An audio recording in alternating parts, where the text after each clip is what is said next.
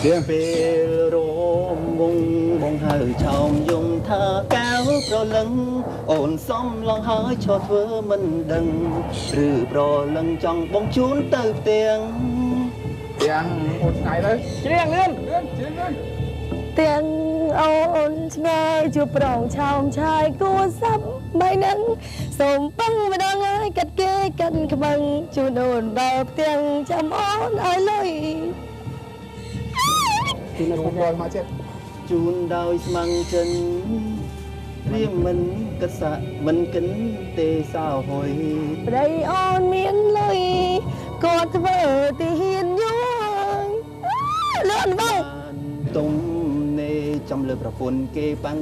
ទីហ៊ានលោកអើយទៅមិនទៅសូមប្រងលោកឆ្លើយបងលាសិនហើយអបរលឹងចង់សង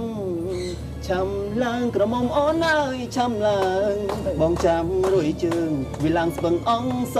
សៃអីឆំឡើងក្រមុំអូនហើយឆំឡើងបងចាំរួយជើងវិឡាំងស្ពឹងអងស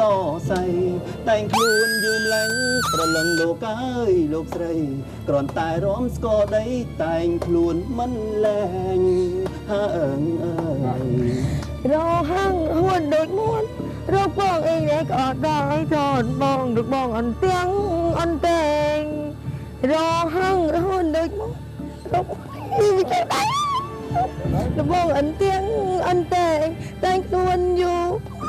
មិនបងនេះដែរណាដល់ណាមិនទីតាំងរំមួយជាងទៀតអូន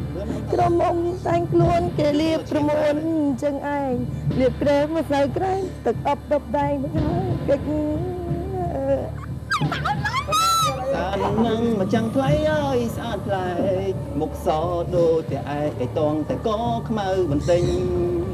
ស្អាតនឹងមកចាំងថ្លៃអើយស្អាតប្លែកមុខសដូចតែឯកឯតងតែកខ្មៅបន្ទិញគុណម៉ែជាងបងឯងសក់កញ្ញាញ់ទៀតកញ្ញាញ់គេបែរទៅលេខទៅថ្ងៃគេលេខទៅជើគេលួនជាង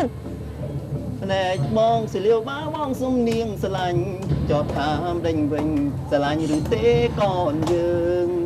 ភ្នែកបងសិលាវបាបងសុំនាងស្រឡាញ់ចោតតាមដេញវិញស្រឡាញ់ឬទេកូនយើងចាំហើយអំបងស្នុកដៃស្នុកជើងខំធ្វើកាលឡើងក្រមុំមិនឆ្ងាមនឹងបងទេអូអូ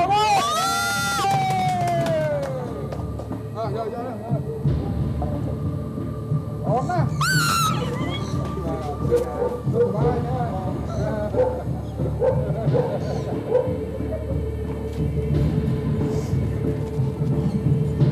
អរគុណមកអរគុណខ្ញុំញ៉ាំសាណា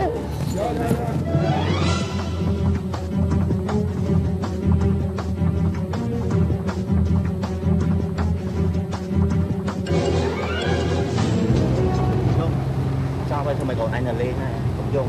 ស៊ូយើងលេងហើយបងអត់ដឹងស្នឹកស្មានថាខាងកម្មវិធីគេដាក់វិញ្ញាសាពូអូខ្ញុំខ្លាចពូមែនតើបងប្អូនខ្ញុំពិតជាខ្លាចពូជ្រាបសួរបងសួរបងសួស្ដីជ្រាបសួរបាទជ្រាបសួរបាទទៅអារម្មណ៍នេះទៅទៅអញ្ជើញបាទអូខេបងអូយអាណិតខាងស្រីមិញនិយាយថាចង់គាត់កាន់ពុកខ្លាចពោះខ្លាំងហ៎បងហើយមិនដែររសជាតិដែលនៅជាមួយពងយ៉ាងមិនដែរអូយរសជាតិបងដែលខ្ញុំនិយាយមកតាមផ្លូវយើងថា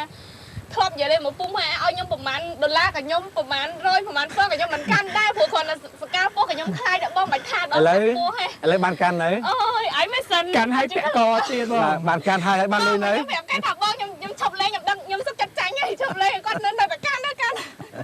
ឥឡូវកាន់បាទអញ្ចឹងនៅពេលនេះសូមចូលរួមអបអរសាទរបងអូនទាំងពីរបាទបងមកដល់នៅក្នុងទិសដៅចុងក្រោយនៃសប្តាហ៍ទី4នេះក្នុងចំណាត់ថ្នាក់លេខ2អូខេអរគុណបងគាត់ថាចឹងដែរបាទដូច្នេះលទ្ធផលនៅក្នុង Admission 2017នេះអ្នកទាំងពីរទទួលបានចំណាត់ថ្នាក់លេខ2ចាបាទអត់អីបងមិនថ្មីទេអរគុណចាស្ទើទៅសិនបាទចំណាត់2 Admission នេះគឺ ចាយើងបានជួបនៅអ្វីជីសាដែលយើងបានធ្លាប់ជួបកន្លងមកតាំងពីជីទៅសមុទ្រជីទៅកោះក៏លើកទី1សម្រាប់ខ្ញុំព្រោះគ្រួសារខ្ញុំអត់ឲ្យប៉ាម៉ាក់គាត់ខ្លាចគាត់ឲ្យយើងជីហេព្រោះមើលកោះត្រោតឃើញហើយនឹងនៅមួយពោះនៅមួយអីគ្រប់បែបយ៉ាងហើយប៉ុន្តែទោះបីជាបានលេខ1ក៏ធម្មតាមកគឺចង់បានលេខ1តែអត់បានតែធ្វើមិនយើងអស់ពីសមត្ថភាពហីស្គាល់តែឥឡូវនេះគឺអត់ទៅចិត្តទេខឹងហ្មងខំប៉ុណ្ណឹងយើងចំណាត់ណាទី2មែនបងតែអ្វីដែលជួបប្រទេសគឺជួបប្រទេសមកទាំងអស់បាទលើកទី1ក្នុងជីវិតបញ្ចេញឲ្យពីសមត្ថភាពទាំងកម្លាំងកាយទាំងកម្លាំងចិត្តគឺចេញមកទាំងអស់អានេះលេខ2នេះខ្ញុំសប្បាយចិត្តទេបងអរ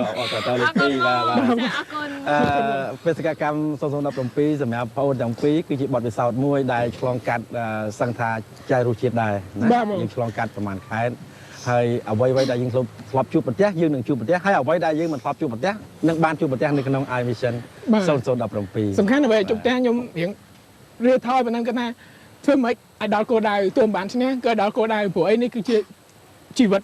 គឺថាទៅជួបតែឧបសគ្គផ្សេងទៀតគឺយើងតែទៅជួបដូចគ្នាជូនពរអ្នកទាំងពីរបានសេចក្តីសុខហើយត្រឡប់ទៅគេហដ្ឋានបំពេញការងាររៀងៗខ្លួនហើយជូនពរបងដូចគ្នាថ្ងៃណាមួយយើងនឹងជួបជាមួយគ្នានៅក្នុងកម្មវិធី iMission លើកក្រោយទៀតបាទអរគុណបងអរ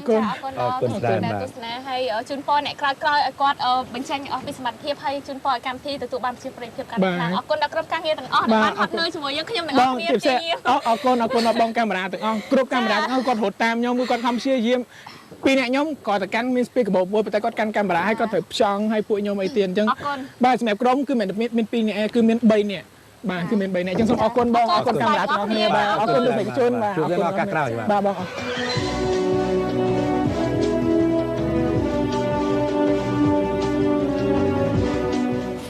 បងជំរាបសួរបងបាទជំរាបសួរបងជំរាបសួរបងបាទជំរាបសួរស្វាគមន៍អ្នកទាំងពីរអ្នកដែលមកដល់គោលដៅចុងក្រោយនៅក្នុងសប្តាហ៍ទី4បាទមិនដែរអត់មិនគេបងខ្ញុំអូយនិយាយសារចុងក្រោយខ្ញុំពិតជាសឹងថាទទួលយកមិនបានប៉ុន្តែខ្ញុំបកកើតគាត់បង្ខំខ្ញុំចាប់ពោះខ្ញុំច្រៀងទៀតខ្ញុំអត់ដឹងត្រូវច្រៀងពីអីឲ្យចេញណាលើកទី1ក្នុងជីវិតតែខ្ញុំចាប់ពោះដូច្នេះនៅក្នុងពេលនេះបងអូនទាំងពីរមកដល់គោលដៅចុងក្រោយនៃសប្តាហ៍ទី4ក្នុងចំណាត់ថ្នាក់ទី3បាទបងចាអរគុណដែលបងប្រុសបងស្រីទាំងពីរនាក់បានមកដល់គោលដៅចុងក្រោយទោះបីជាយ៉ាងណាបំពេញលក្ខខណ្ឌឆ្លងកាត់នៅឧបសគ្គរាល់នៅលក្ខខណ្ឌរបស់កម្មវិធីយើងដាក់ជូនពរឲ្យបងអូនសុខភាពល្អទាំងពីរនាក់មានជោគជ័យក្នុងការងារហើយនេះគឺជាបទពិសោធន៍មួយក្នុងចំណោមបទពិសោធន៍ជាច្រើនដែលបងអូនបានឆ្លងកាត់ក្នុងមួយជីវិតរបស់បងអូនចា៎សង្ឃឹមថាកម្មវិធី iMission 0017នឹងធ្វើឲ្យបងប្អូនទាំងពីរនាក់បន្សល់ទុកនូវអនុស្សាវរីយ៍ដ៏ច្រើនសម្រាប់ជីវិតសិល្បៈរបស់បងទាំងពីរចា៎បងសង្ឃឹមថាជួបគ្នានៅក្នុងឱកាសក្រោយនៅក្នុងកម្មវិធី iMission លើក្រោយទៀតចា៎អរគុណបាទលោកស្រីនាងកញ្ញាជាទីគោរពនិងជាទីមេត្រីលោកអ្នកកំពុងតែតាមដានទស្សនាយ៉ាងយកចិត្តទុកដាក់នៃកម្មវិធីបេសកកម្មពិសេសឬ iMission នៃ0017នេះបាទដែលបេក្ខជននៅពេជ្រខណ្ឌរីងបានតស៊ូស្វិតស្វាញក្នុងការបំពេញបេសកកម្មរបស់បងអូនក្នុងរយៈពេល4សប្តាហ៍នេះជាសប្តាហ៍ចុងក្រោយហើយក៏យើងឃើញពីលទ្ធផលនៃក្រុមណាដែលទទួលបានចំណាត់ថ្នាក់លេខ1ចំណាត់ថ្នាក់លេខ2និងចំណាត់ថ្នាក់លេខ3កម្មវិធី iMission សូមថ្លែងអំណរគុណដល់លោកលោកស្រីនិងកញ្ញាដែលខំតាមដានទស្សនាតាំងពីដើមរហូតដល់ចប់ហើយកម្មវិធី iMission នៅ mission លើក្រោយនឹងខំស្វែងរកនៅតំបន់ទេសចរតំបន់ប្រវត្តិសាស្ត្រនៅក្នុងព្រះរាជាណាចក្រកម្ពុជាដើម្បីផ្សារភ្ជាប់ជាមួយនឹងការលេងហ្គេម iMission 018-019ជាបន្តទៀតហើយនៅក្នុងពេលនេះកម្មវិធី iMission 0017ក៏សូមអរគុណនិងសូមគោរពលាន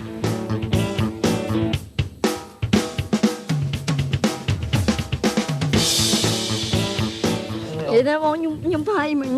ញុំភ័យមែនតើបងអាចដឹកទៅកន្លែងពូនឹងចង់ទៅយំឯងឥឡូវដូចតែគ្នាអូនតែប៉ុណ្ណឹងបងមិញបងនិយាយត្រង់ហ្មងគ្រាន់តែបងយកដៃគ្រាន់តែប៉ាបើថាអត់បើសិនពូនឹងអត់កម្រើកអត់អីណាអូនដល់ពេលគ្រាន់តែកម្រើកបងភ័យហ្មងតែសំខាន់គ្រាន់មិញយើងធ្វើមិនទៅត្រូវធ្វើឲ្យបានព្រោះតែយើងឧបសគ្គតាំងពីចេញដំបូងព្រាមយើងត្រូវប្រឹងរហូតមែនទេអូនហើយយើងបានដល់ប៉ុណ្ណេះយើងប្រឹងកន្លែងហ្នឹងតែកន្លែងហ្នឹងតែកន្លែងជោគជ័យរបស់យើងអ ច្រើនបងតសើណៃទោះបីណៃជុំមិនក៏ប្រចាណៃកាន់បានបងមិនមែនថាបងខ្លាចណាបងខ្លាចជាងណៃទៀត អរគុណបង តែគាត់តែយើងចាប់ដៃខ្លួននេះឲ្យបងកាមេរ៉ា ថ្ងៃនេះបានក្រុមការងារហើយទទួលបានជាមួយនឹងជ័យលេខ2លេខ1នៅក្នុងកម្មវិធី iMission សប្បាយចិត្តនៅអ្វីដែលខ្លួនឯងទទួលបានទោះបីជាបើសិនជាខ្លួនឯងមិនបានលេខ1ក៏ខ្លួនឯងសប្បាយចិត្តនៅអ្វីដែលខ្លួនឯងធ្វើបានពួកអីនេះជាសមត្ថភាពហើយថ្ងៃនេះខ្ញុំសប្បាយចិត្តហើយសប្បាយចិត្តដែលបានចូលរួមលេងជាមួយនឹង iMission 17ហើយសង្ឃឹមផងដែរថាទូទស្សនិកជនរបស់ឆ្នាំគ្រប់គ្រងដល់ពួកនាងខ្ញុំផងបាទបាយ ឥឡូវនេះសម្រាប់ iMission 17គឺយើងទៅនឹងផលហើយ ចាហើយកម្មវិធីរបស់យើងដំណើរការមកប្រហែលសប្តាហ៍ជាមួយយើងខ្ញុំទាំង6នាក់ក៏បានដល់ទីបញ្ចប់ហើយម្នាក់គឺមកគូស្វះហាប់អស់ពីកម្លាំងហ្មងពិសេសគឺនៅថ្ងៃចុងក្រោយប៉ុន្តែគួរកត់សម្គាល់បន្ទុកយើងរៀងទៀបជាងគេមករហូតប្រហែលសប្តាហ៍ហើយសប្តាហ៍ចុងក្រោយគឺព្យាយាមមែនតែបើសម្រាប់នាងខ្ញុំគឺមានអារម្មណ៍ថាអស់រលីងបោះចោលហ្នឹងគឺចុងក្រោយមិញហ្មងថាខ្ញុំឈប់ហ្មងឲ្យខ្ញុំបានខ្ញុំឈប់ហ្មងពេលមកដល់ពុះហើយបងខ្ញុំខ្លាចមែនតើសូម្បីតែសកាពុះក៏ខ្ញុំខ្លាចដែរហើយស្រាប់មកដល់ហើយនៅលើល្វើកនៅលើយើងហើយដាតវាបងខ្ញុំថាបើអត់បើមកជួយកាន់ក្បាលខ្ញុំខ្ញុំអត់ហ៊ានដាក់ដែរខ្ញុំខ្លាចមែនតើ ចាជាចុងក្រោយនេះខ្ញុំចង់មានចំណាប់អារម្មណ៍ខ្លះប្រាប់តែទស្សនិកជនហ្គេមឈ្មោះថា iMission នេះ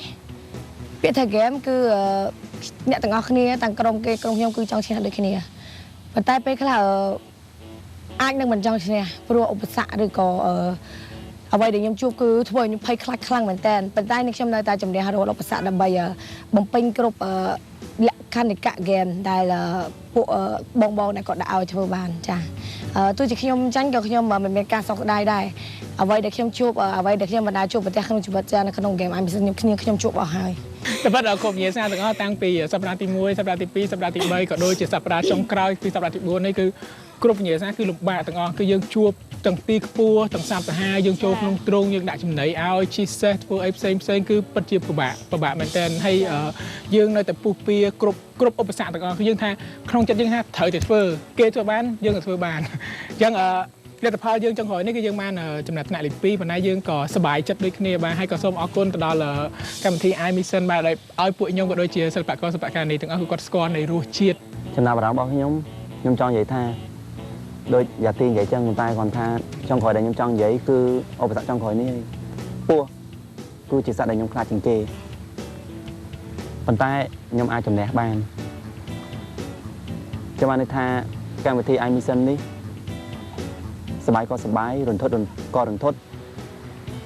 ធ្វើឲ្យយើងគាត់ថាស្គាល់គ្រប់វិជាតិហើយសឹងតាបើអ្នកដែលគេខ្លាចគេអាចថានឹងឈប់លេងនៅពាក់កណ្ដាលផ្លូវប៉ុន្តែទោះយ៉ាងណាក៏ដោយក៏ខ្ញុំនៅតែព្យាយាមឲ្យដល់គោលដៅចុងក្រោយដែលកម្មវិធីចង់បានចាឥឡូវយើងខ្ញុំសូមអរគុណបាទជំរាបលា